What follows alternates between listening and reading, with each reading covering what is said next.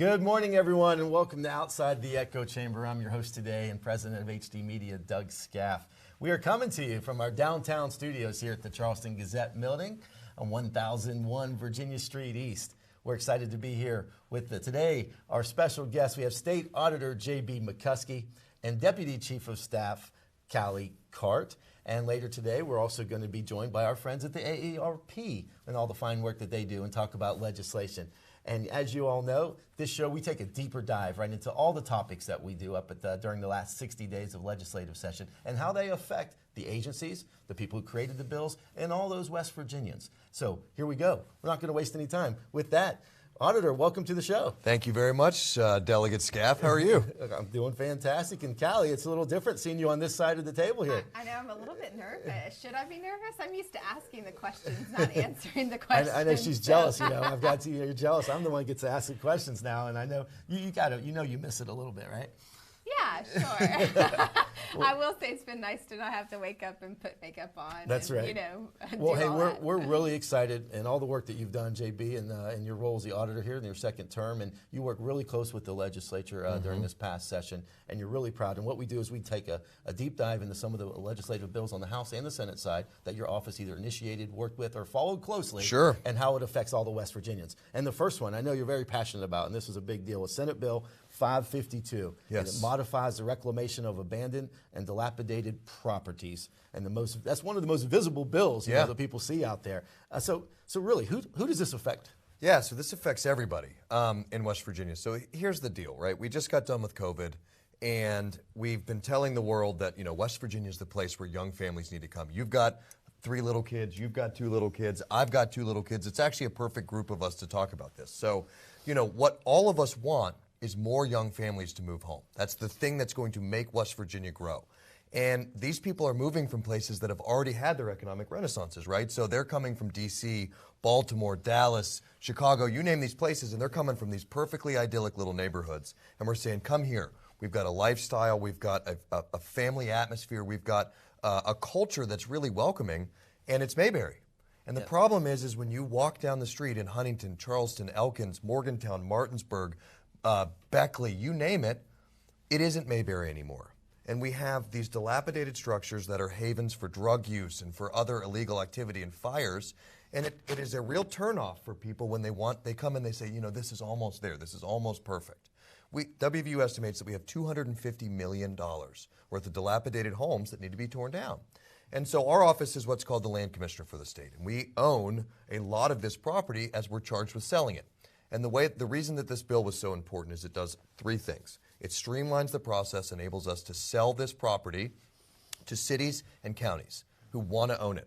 It then, importantly, provides, at this point, $10 million to begin the dilapidated building removal process. And thirdly, and very importantly, it helps us identify usable homes that are in the state's land bank that cities and counties can purchase to use to house people that they need, be it police officers, nurses, science and math teachers. Anything that the census indicates that these communities need to make themselves grow, they can buy these houses and give them to these folks so they can start to regrow the people that they need in their community. And so we're just incredibly proud of this bill. And, there's a lot of times what happens with constitutional officers is they come out and they say, look at my bill, look at what I did.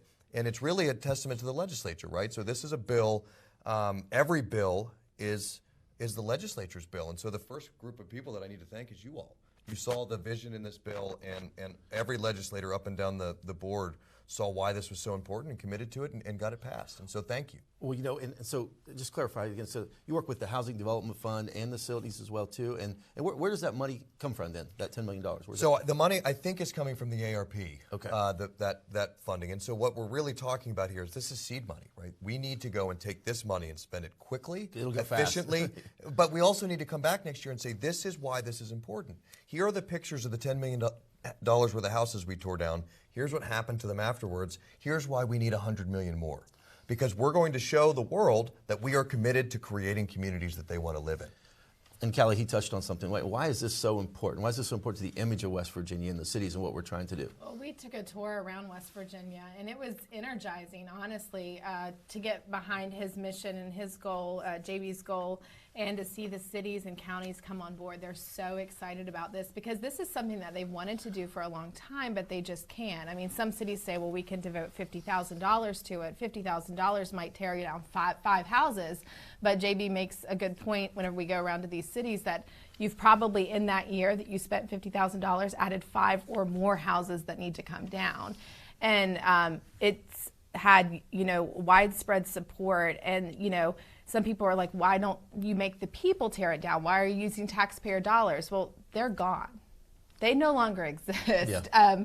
So the house has been left in a family trust, and those people don't live here anymore. So you can't chase a ghost, and you can't get money from them to do this. Well, have you had anybody that didn't welcome you all, or everybody's raising their hand saying, what about us? What about us? Come on, don't No, forget about us. it's been pretty universally Okay. welcomed. The last thing I'll say is that, when you go to fix up a house, the demo day is a day that it's really celebrated, right? And you have this sort of cathartic feeling like we're getting rid of this part of the house and we're going to redo it. And I think West Virginia is going to have sort of that same general feeling. And the pride level of the people that live here, it is going to come up. And one of the things, and I'll let you keep going here, is that when kids look at grown-ups who allow their communities to become dilapidated, of course they're going to leave. Right? We have to show our own kids that we're willing to do the hard work to make these places a place that they can be proud of. And I think once we start doing that, our own kids are going to want to stay, and people from out of town or people who are expatriates are going to want to come back. And you mentioned one thing before we get off this topic, the police officers, getting the public sector involved, and teachers. I mean, is that part of your vision too, is to, not only are you cleaning up an eyesore, so to speak, but what are you doing to get those people involved? Well, sure. So Parkersburg had 34 structure fires last year in a city that is not that big. That is a lot. Yeah. And they're at, I think they said 70% of their police force is full. And so the mayor of Parkersburg, who's a really good friend of mine, a guy named Tom Joyce, said, look, this part of the bill where I can go find these houses that I can use and start to recruit police officers by saying, hey, 23-year-old, right out of the academy, not only are you going to make this much money, but we're going to find you a place to live. And that place to live is going to be what you're also policing. So then you're not only giving them an incentive to come work, but you're putting them in the neighborhoods that they need to understand. And police officers are having, in this day and age, a very hard time connecting often with the communities that they live in. Yeah. You put them living there and there's a cop car on that street, just creates a safety net. And then people are going to say, look, that's just Bill or Susie. They have hot dogs on Saturdays. Their kids are nice. All of these things. And it's so much harder for people to hate them when they're friends and neighbors. And to piggyback off of what JB just said, too, it's a huge hazard for our first responders, for our firefighters. So these buildings are very dangerous. And they are at a point, we talked to firefighters in Logan, they're like, we didn't sign up for this. We didn't sign up to go to these abandoned buildings and fight fires over and over and over and over again in the same building. And I mean, it's a huge danger, so they want them to come down for that reason as well. Well, listen, you're putting the community and you're putting your neighborhood back together, and it's the bottom line is, whatever we can do, because those eyesores, and from a developer standpoint as well, too, you just think about that. You renovate your house, and you have a dilapidated, terrible-looking building right next to you. Last thing you want to do, what's it do to your property values? Makes you want to move. Makes you want to move. So anyways, hey, that's a fantastic program, and it was good to hear that you're not just tearing houses down. If they're salvageable, you're working to make them a productive part of the community. This is the first step of rebirth, right? Rebirth. I mean, you can't fix it until it's torn down. Hey, something you touched on this, where the funding came from, the ARP money and all this money. We have billions of dollars coming into the state of West Virginia. Yes. I mean, money, and they're massive amounts of money to these cities and these towns and these communities. All right, but everyone's asking, the auditor's office, what are we doing to keep track of all this money? Yeah, so a couple things. So when I started, we created the West Virginia checkbook. And so every citizen in West Virginia has access to we are the most transparent state government in the United States. And so you go to wvcheckbook.gov and you can see how every single dollar of state money is spent in real time, which is an incredibly powerful tool for people to hold their elected officials accountable. And then on just the straight ARP side, every county and every city has been given an accounting system that enables them to log what their ARP money is and then present it transparently. So if you live in a community that you can't find your ARP dollars, ask them why. And the answer very well may be we're working on it. The technology lag is and we're working on getting them all done. But it's our endeavor to make sure that in 10 years, West Virginians can look back and say, We spent $10 billion to fix our water system, create great broadband, redo our schools, and we will have long-term infrastructure that is going to help us, like we talked before, rebuild this state, as opposed to, as every other time you and I are almost the same age, you're the same age as me, you get 10 years down the road and everyone says, what in the hell those guys do with that money? Yeah, exactly. And that we cannot have that happen again. And Callie, this website, talk to me about the website for a second. I mean, it's not a bunch of technical, legal, financial terms. Is this an easy, user-friendly website? Or explain that to me real quick. Actually, in my reporting days, I dealt a lot with the auditor's office. Through this website was a great resource for reporters to go, but the public as well. It's the people's money, and you can go on and look and see how things are spent. You can maybe see a trend, or if you have someone call and say, hey, they're not spending this correctly, you can go and see exactly how it was spent. You can even look at the check. The checks are there to look at, and our office does training for reporters. They'll do training for the general public. If you don't understand it, we'll walk you through it. So really, we're available to anyone to help them understand this data or to help them understand the website and how to use it. Well, I know I've been out there, and again, is it WV? Checkbook. Checkbook.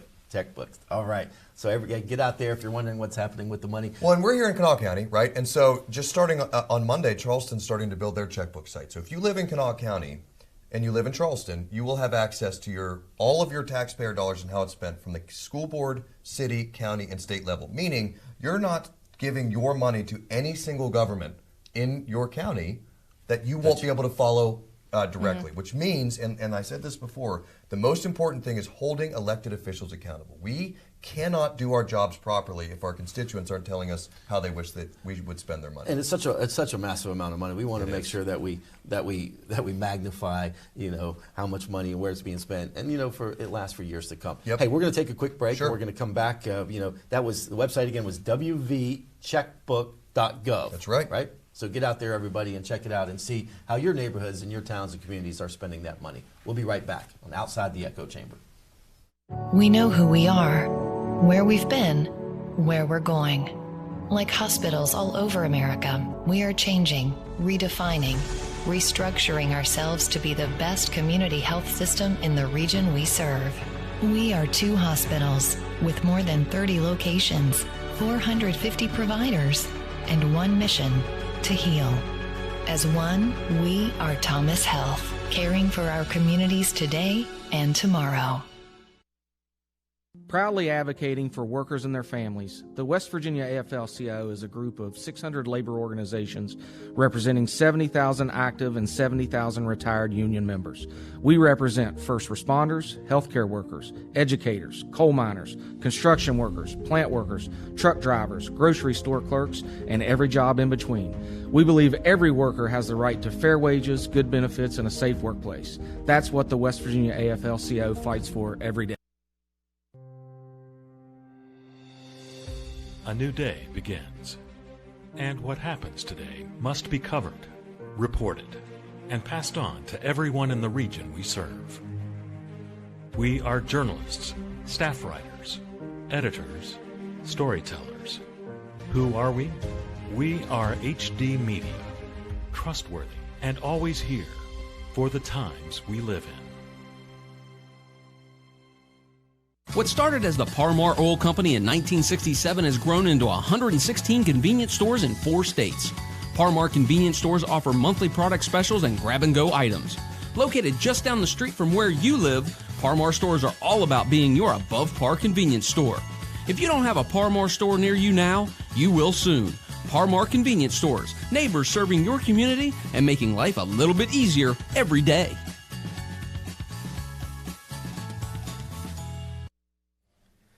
Welcome back, everybody, to Outside the Echo Chamber. Here we are live at our studios at the Charleston Gazette Mail Building, and I'm joined with the auditor, J.B. McCuskey, and his new Deputy Chief of Staff, Callie Cart. Callie, I got to ask, this is a little different. You're used to asking the tough questions. I'm and being definitely in the hot seat, being a public figure and face on TV and everything. So, what's it like? What's it like working in now the public, you're in the public office here. You're working with the J.B. McCuskey and the auditor's office. And how long have you been in this role now? Since October. Okay, so tell me about it. Tell me about this transition. How was it? It's been wonderful. I get to spend more time with my kids in the evening, which was kind of the impetus for the change. change, but it's familiar in a way because I deal with a lot of the same folks who I got to know over the years reporting. But there's a lot of great things that are happening in the auditor's office, and it's important, JB's all about transparency, so it's important for the public to know what we're doing. So that I'm sort of involved in making sure that message gets out to folks, working with our communications lead there to make sure that the folks know exactly what we're doing. And there are so many arms of the auditor's office. A lot of people think that you're auditing your taxes, personal taxes. It has nothing to do with that. It's all public money. But then, as we mentioned, there's the Land Commission, SEC arm. There is our investigative unit, several investigative units there. So there's quite a bit that's going on that maybe hasn't, we need to make sure that the public is aware of everything that's going on. Well, it's definitely, now you get to travel the state a little bit. You Yeah, get to meet I all the do. people. Back to my reporting roots, back to your really, reporting yeah. roots. So really, I see it's you get to use some of your old tricks of the trade. And, but If she hands you a water bottle, be very careful. maybe I was getting ready to say we're going to know when we see some of those organizations she used to report on. Yeah. They walk the other way. Yeah. Go a different. It's direction. not all sunshine and It's roses. not, Yeah. no, but it's been fun, and but then other parts of the state too. I mean, I'm totally anonymous, at least I think. So, Well, yeah. So no. it's been Now, wonderful. how long were you on air? Well, I did reporting for 15 years. I started in New Jersey and okay. then came back here for the last 13. Well, yeah, so, I remember seeing her from her face on the billboards Jersey? and faces. So no, we've known Yes. each other a long time. Well, I'm from here, but my first job was in New Jersey. Buffalo, right? Yeah, Buffalo. She right. asked us the hard questions. That's when right. we were out there on the campaign trail. So it's good know. to have her on your side, JB. And JB, just real quickly, in her, your hire, what does she mean to your team, and having somebody with her experiences join your communications team and the deputy chief of staff and help everybody? Yeah, so like she said, I mean, what's really important about what Callie's able to do is she's able to help our communications team. So she's the bridge between the operations side and the communications side. So she's able to break down the things that our office does that I think are incredibly important into digestible bites for the average person, right? A lot of it's very complicated, sort of bureaucratic government stuff. And she's able to take it and make it so people understand it, and so they can interact with me in a way that makes our government work better and our office work better. And I think you hit the nail on the head. You guys do a lot of great things there, but a lot of the average West Virginian Yeah. doesn't know what you do, like the wvcheckbook.gov. I'm sure there's a lot of people still just hearing that maybe for the first time. So. And even this land bill at its face is a tax bill, but it's so much more than that. And what, changing those tax codes, it was extensive, but we had It was a big bill. It Took a long time. but it had to be understandable to the Have you had to do average any, person. lobbying with the legislators yet? Did he throw you into that, or no? You not kind of have. You really. kind of okay. All right. Well, good. I Well, sort of ran and would run As and much hide. as she used to be a reporter, I used to be a delegate. we'll use JB for Yeah, that. that's Hey, right. well, hey, before I let you guys go, there was another bill, House Bill 4297, and that helped facilitate the sharing of information between DHH and That's the DHHR data bill, right? Yes. So what's really important about this bill is a couple things. So one of the biggest things that our office is sort of doing under the surface is we're building an artificial intelligence infrastructure that's going to give us the ability to be a data hub for the whole state. And any agency that has a data problem, and quite frankly, everything the government does is a data problem. This is going to begin the process of us starting to learn what we're doing that's not working in helping the government help older people. Right, and this state has a large aging population, and we need to know what we're bad at so we can fix it. And the only way to do that is to intentionally determine what data points you want to find out, analyze them, and fix your process. We're beyond the point where we can just throw money at these problems. We actually have to fix the system, and AARP has been a wonderful partner on this and many other projects. But what's really important here is this is a great first step in our bureaucracy saying we are committed to collecting data and fixing our process. Well, I know this was a great, you mentioned the AARP, and we're going to talk to them a little bit about how you guys work together, but the financial exploitation of West Virginians. And then we even highlighted not just the financial abuse, but how it may be correlated into physical abuse. That's exactly right. That's what you uncovered, and that's the bridge, I guess, with DHH and all. Sure. And if what you're saying is it's their job to protect vulnerable people, if they're a month behind or 6 weeks behind, right? We're talking about an extended period of time where someone is in harm's way. If we can get DHHR personnel in that house 6 weeks faster, 2 months faster, 3 months faster, not only are you saving them a lifetime of financial problems, but you're going to solve a problem before it maybe even happens at all. And that's the power of data, and that's why people committed to saying, you know, maybe I'm not doing this right now. And you've been in the government. It's so hard to get bureaucrats to say, I'm doing anything wrong, right? And the next step in West Virginia is going to be every bureaucrat saying, I'm not doing this as well as I could. How do I do it better, faster, cheaper to create better outcomes with less tax dollars being on the income? Well, and I know, Callie, you know, working with West Virginians and AARP, and I know your office does a lot with them. You know, what's it like actually when you work with the constituents and seeing the office that you touch and the ramifications of some of these legislation? Yeah, this was interesting because a couple of years ago, right when COVID happened, they passed a bill that allowed our and it didn't really get a lot of attention, but folks in the securities field knew about it. But if brokers noticed financial exploitation or something a little off, they could report it to our office and we could open an investigation. And so that's what JB's saying. Like, we've been doing that for a while, for 2 years now. We have some cases that, you know, our investigators really, it hit them hard. They're really sad situations. And we found that oftentimes with these cases, there's physical abuse attached to it too, but we needed to have that communication with DHHR. So this bill allowed us to do that. And then it also, as JB said, it's that building block to gather this information and to hopefully find trends and find it faster. Well, and I think the bigger picture here is that we're all on the same team, right? It doesn't matter if you're in DHHR, you're a Republican, you're a Democrat, you're in the governor's office, whatever it is, the goal is to make West Virginia work better. And if you silo information and people are always concerned about who gets to take credit and who did this and who did that, the goal never gets reached. My job is to make sure that all of the other agencies work better. My job is to make sure that the citizens have access to information to hold the government accountable, right? I don't have to be constantly trying to alter other people's workflows, right? My goal is to make their work more effective. I can make DHHR better at helping kids and older folks. And we know DHHR is it's a big deal. But same with highways, same with you name it. There's so many big departments out there. But, well, Auditor, it's always a pleasure having you Doug. on the show. Thank you for being here. We'll Absolutely. have you back, and all the stuff you're doing to not only keep government more transparent and open to the public, but what you're doing with West Virginia Checkbook.gov. That's a great thing. And Callie, welcome to the public sector, public government. Thanks for being a part of the show here today, and I'm sure we'll have you back. Hey, we're going to take a quick break on Outside the Echo Chamber. We're going to come back with AARP. We're going to have State Director. We're going to have Gayleen Miller and Jane Marks right when we come back. The relationship between a lawyer and a client is based on trust. You have to make certain that the lawyer you hire has your best interests at heart. We typically meet our clients at the worst times of their lives, and it's our job to help them. Over the years, we've been entrusted with some of the biggest cases in West Virginia. That's because we have a track record of success and getting exceptional results. We built a reputation as one of the go-to law firms throughout the state of West Virginia. Joining me, high-profile lawyer Ben Salengo. Ben, it's a real honor to have you on. In fact, many of our cases come from other lawyers.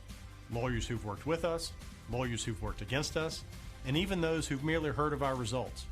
We're proud of the reputation we've earned in the community for providing exceptional, aggressive legal representation. When you hire my law firm, you don't get excuses, you get results. And Marshall wins another one. I could take any of these guys one-on-one. Oh, really? Oh, no.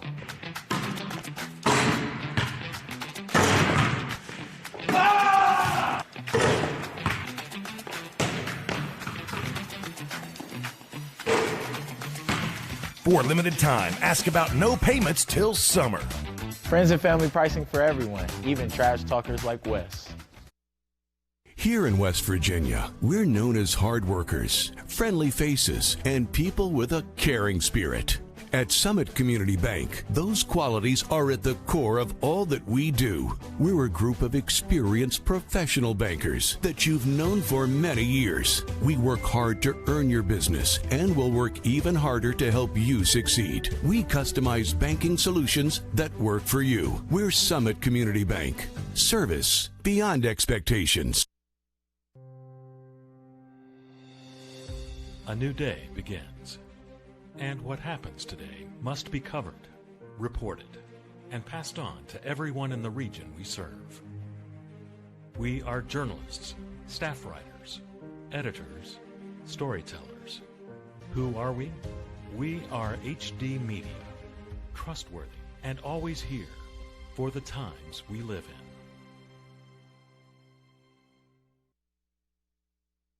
People keep asking me how Todd Judy Ford has the best selection of vehicles at a time of national shortage. The secret is our 130% of Kelly Blue Book for your trade-in. Everyone wants to trade the car with us and get more money. And now we're making it even better. We will beat any other dealer's trade offer by $1,000 guaranteed. If we can't beat it, we'll just give you the cash. So bring in that car, upgrade your vehicle, and get top dollar for your trade-in now. Just go to ToddJudyFord.com and see for yourself. Welcome back, everybody, to Outside the Echo Chamber. Well, we just heard from Auditor J.B. McCuskey and Callie Cart and all that they're doing, and they work hand in hand with the AARP, and that's why I'm so excited to have our next guest here. We have the two main staples of this past session of AARP, Ms. Gayleen Miller and Jane Marks. Thank you all for being on our show today. Thanks, Doug. You know, it was different. First up, being back in the Capitol after COVID and seeing you all in your red jackets and your red shirts just being up there. The presence was felt by you all up there, and I can't thank your volunteers and what you all do to represent all West Virginia. What was it like being back in the Capitol? Well, Doug, actually we weren't. All of us were not back in the Capitol. We were still being a bit cautious. We always put the health and safety of our volunteers first and foremost. But that's something that's so tremendous about our volunteers. You know, when we're doing this from home, they could sleep in, they could be, doing lots of other things, watching TV. But these volunteers are so extraordinarily dedicated, not only when we're there in person and they come every day, but every single morning during the session. We had our 9 a.m. Zoom call where we talked about what was going on that particular day, what had happened the day before. These folks participated loyally. They watched the session. Their eyes were on you guys. Well, yeah. They watched committee meetings. They sent emails. They made phone calls. They sent texts. They were on it for the entire session. And that is what Gayleen and I call them our secret sauce.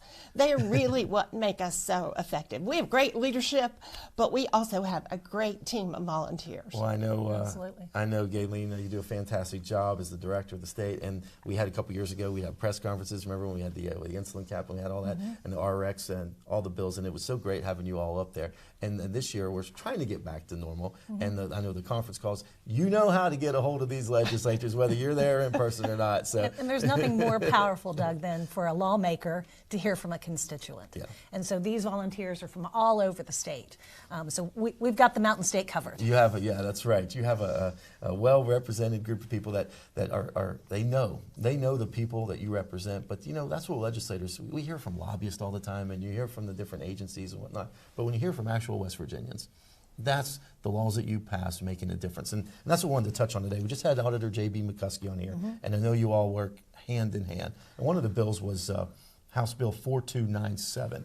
That was the one that talked about, the vulnerability and some of the people in the financial things that affected West Virginians. Right. Why was this so important to you all, and why was it important to get it across the finish line?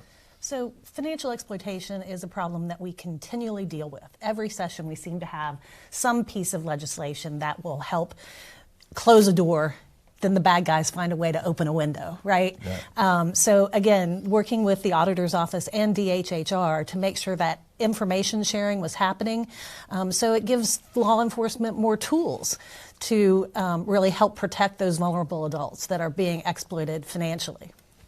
And talking with some of your volunteers as well too, the last thing we need to do is we need to put more controls in place to protect our most vulnerable West Virginians. Have you heard from a lot of the volunteers that this is an issue, I guess, across the state? Oh, absolutely. It's still an issue.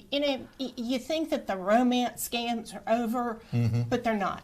You think that it's those people far away that are plaguing on our most vulnerable, but sometimes it's a family member. Sometimes it's somebody who lives in the neighborhood who they thought was a friend. So that's why it's so important to have these these things in place that can help us stop a problem before it advances. And it's just important to know that there's hope out there because, like you said, maybe it's a family member, maybe someone who cared for them, someone of perceived person of trust. That's exactly right. And they don't want to step forward. But now, with the help of you all in the HH&R and all you advocated for, there's hope out there too. Hey, but don't forget, Doug, the bad guys are really good at what they do. That's why. And it's important for professional folks. Bad guys. Exactly. If they spend as much time for good as they do to. It's sad, really, if you think about perpetrate, it. It's sad. Yeah. When I think about when my grandmother and she used to get mail and. Is this real? Is this a scam? Is someone trying to steal their identity or steal their bank account?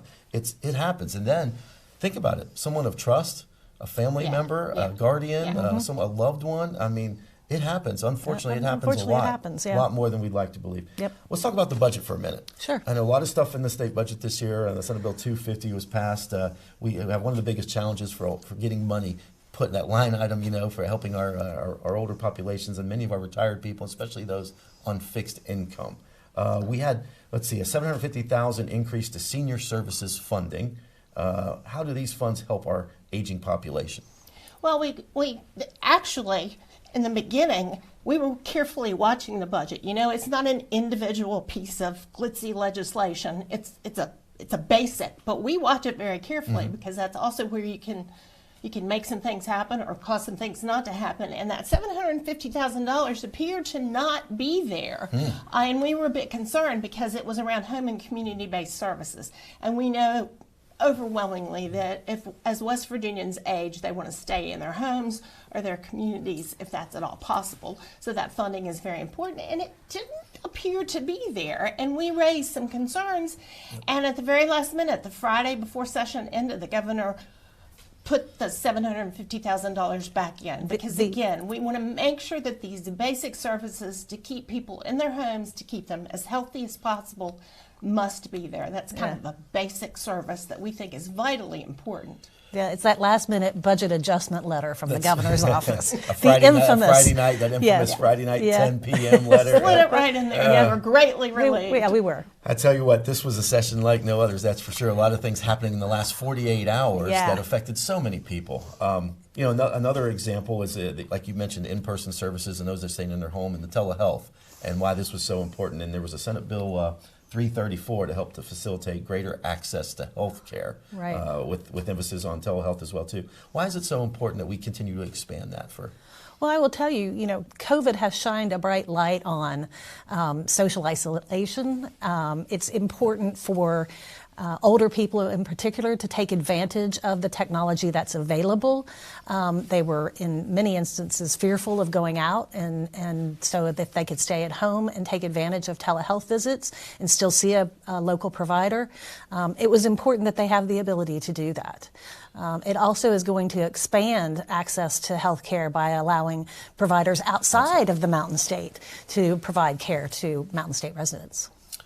There's so much, and I know I've always been a big advocate for that and telehealth, what we need to do, especially COVID. You said COVID changed the way we all live and how we do things, and it was perfect timing to help, and we need to continue to do more, especially in rural West Virginia, and those to get access to them. Maybe those that can't leave their house, especially those. So, but to have telehealth, you got to have internet, high-speed internet. That's right. Everything is full circle nowadays, and they'll talk about that. So, you have to have the broadband, and finally we put a little bit of money aside for that. But hey, there was a couple bills that didn't pass, and we were all disappointed in. And there was a couple bills out there, both in the Senate and the House, that gave a one-time to retirees, kind of like a stipend or $1,500, I think one. Supplement. A supplement, a $1,000, a supplement, just to help them, during this time where inflation continues to go through the roof, and all this, you still rely on those same supplies and all those same needs. Nobody was harder hit than retirees with inflation. With fixed income and that's exactly inflation. Right. Incidentally, though, at the same time that we're talking about record-breaking revenue collections, and that's why some state employees were given a raise this year, and certainly we applaud that, but the people that were left behind were those retirees. That's right. Who many are on fixed incomes. We've had 2 extraordinarily unfortunate years, and of course, older folks were more at risk for COVID, and then this rapid inflation, and there was a huge opportunity here for a one-time supplement for these folks who dedicated their careers to the state of West Virginia. And it was bitterly disappointing to see that they were just simply left behind. Yeah. And cost of living adjustment is always mentioned, and it seems like that's the thing that's first it's forgotten every time we talk about it. It's good to give some sort of increases out there, but what about the retirees? And meaningful relief. Meaningful relief. Yeah, and speaking of meaningful relief, the other disappointment we had was the insulin copay bill that died on the last day. I was getting ready to bring that one up. You're correct. That was one that I thought that was a no-brainer, it seemed like. And let me go, that was House Bill 4252. It had capped the monthly copay on insulin at $35, down from $100, where it remains now. With our population, you would think this would be a priority. Why did this bill die in the final hours? So it had wide bipartisan support, particularly in the House, and I think in the Senate. But last-minute shenanigans, if you will, something got amended into the bill that was kind of a poison pill. So it wasn't taken up in the House when the Senate sent the message back. And this is such an important bill. I mean, do you think people are going to alter how they live their lives, with the cost of insulin, with the inflation of everything else? I mean, talk about the real-life implications of this not passing. Well, we know that people sometimes have to make choices. We know that people don't always take their medications as prescribed because they can't afford it. Sometimes they have to make a choice. Can I pay my electric bill or can I purchase my medication? Can I buy food this week or do I purchase my medication? And West Virginia has the #1 rate of diabetes in the country. #1 rate of diabetes in the country. That's a huge number of folks who are battling this illness. Again, many are on fixed incomes. Many are older. This could have been a tremendous step in leadership. 20 other states have done this. We could have jumped right on that bandwagon, been number 21, and again, been a leader in making the point that prescription drugs simply are outrageously high and something should be done, but we didn't. Yeah, it would have provided the consumer some relief from the high cost of prescription drugs. And that really is the goal for AARP. We are constantly battling the idea of the high price of prescription drugs and making sure that they're affordable and available. And you mentioned over 20 some states have already either have something on the books, and almost half of all the states out there are considering something. That's exactly I know with right. your network of people you work with across the country, this was definitely a priority for Absolutely. most legislators. Yeah. Yeah, So, again, our fight with the high cost of prescription drug goes on. It goes on. It goes on. We'll continue that fight again next year. Well, I can't thank you all enough, for all that you do over the past few years. I know you advocate for a lot of West Virginians. We got to keep the fight going. The struggle is real out there, especially for our retirees and those on fixed income, and I think we need to continue to do more. It's a pleasure, Gayleen, having you on here on the show, and the state director, and now state president. So you have that's a 4-year term, is that correct? Or how many years is that? Well, it's a 2-year term. I just entered my second 2-year term. Okay, I'll be around for a couple more years. Okay. And at AARP, we don't give up. We so don't give certainly up. we'll keep pounding these issues. Well, no, I think it's great, and I know once we get people back there and feel comfortable and safe environment, it'll definitely be a huge impact on all the legislators. I hope folks consider AARP a wise friend and a fierce defender. A defender of all that's good for all of our vulnerable and our seniors across West Virginia, and those not just retired, but for all West Virginians. That's right. Yep. So thank you again. Well, there you heard it right there from AARP and all the stuff that they're working on. We're going to take a quick break on Outside the Echo Chamber as we come back. Thank you. We know who we are, where we've been, where we're going. Like hospitals all over America, we are changing, redefining, restructuring ourselves to be the best community health system in the region we serve. We are 2 hospitals with more than 30 locations, 450 providers, and 1 mission: to heal. As one, we are Thomas Health, caring for our communities today and tomorrow.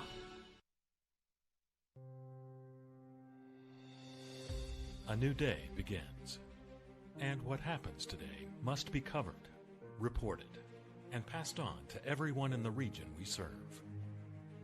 We are journalists, staff writers, editors, storytellers.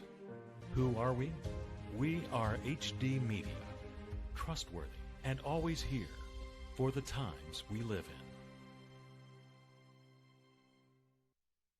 Thanks again, everyone, for joining us on Outside the Echo Chamber. Like I told you, we try to take a deeper dive into all those big issues that affect all West Virginians. I was excited to have today Auditor J.B. McCuskey and his new Deputy Chief of Staff, Callie Cart. It's always a pleasure to have the State Director, Ms. Gayleen Miller, and State President Jane Marks from AARP, talking about how legislation really impacts West Virginians, and most importantly, the legislation that did not get passed and the ramifications that it has. Hey, listen, that's all we have for today's show. Send us an email at OutsideTheEchoChamber.com. Tell us how we're doing. Tell us what we can do better. Tell us the issues that affect you that you'd like us to cover here on this show. Go back at WVGazetteMail.com where you can catch all these shows archived out there. You can also go to HeraldDispatch.com. We thank you, and we'll be back here Thursday at 9:30 a.m. Big shout out to Dan Shreve in the Media Center, and Ethan, our director back there, and our producer, Maria Young. Can't do it without them.